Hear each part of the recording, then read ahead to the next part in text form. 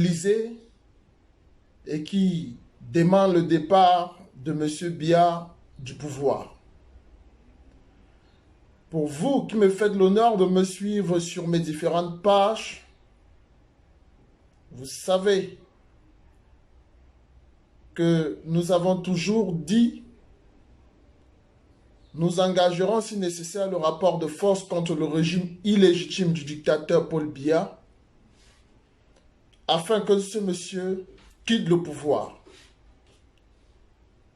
Le dictateur Paul Biya au pouvoir depuis presque 40 ans, bien avant la naissance de plusieurs d'entre nous, a conduit notre pays dans le fond des abîmes.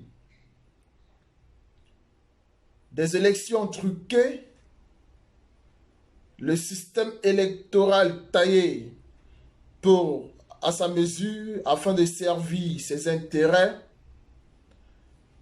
la mise sur pied d'un régime autoritaire puis totalitaire,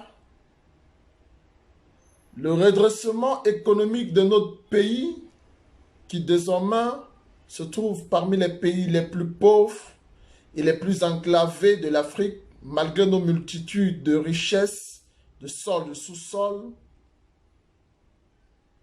Et depuis 4 ans, un pays ravagé par la guerre civile avec plus de 65 000 morts dans nos régions anglophones.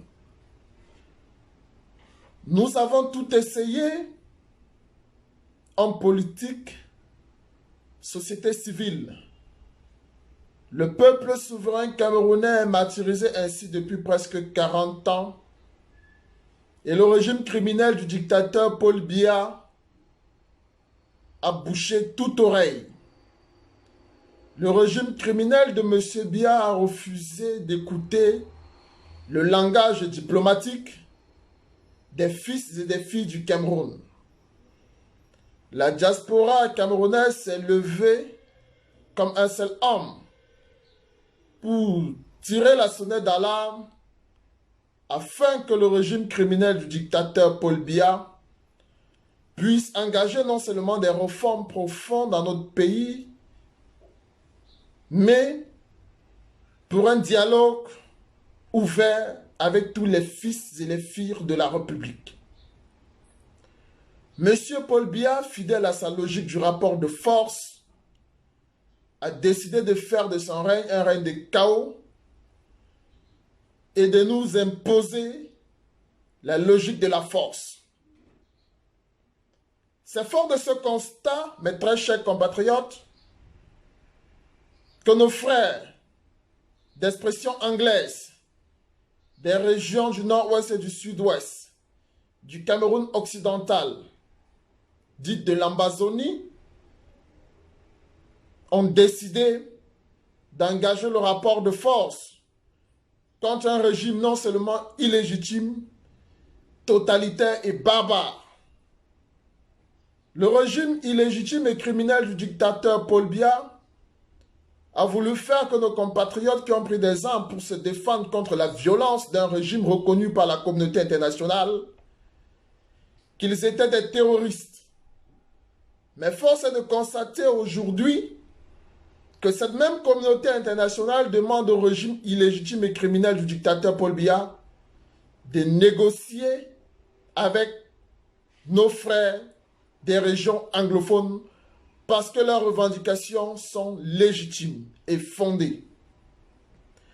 Il en va de même pour le Cameroun francophone. Manque de routes, d'hôpital, nos mères, nos épouses, nos sœurs décèdent tous les jours en voulant donner la vie. Nos parents décèdent faute de plateaux techniques. Cependant, une minorité bénéficie de tous les privilèges et des évacuations sanitaires à des coûts de milliards en Occident. Le peuple, qui pourtant seul est souverain, n'a pas le droit de faire des revendications dans notre pays, le Cameroun. Toute contestation pacifique est réprimée par la violence par le sang.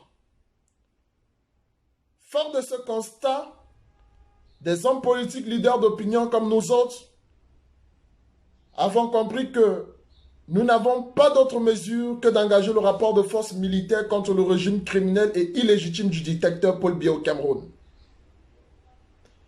Les chefs d'État africains ont été saisis par écrit.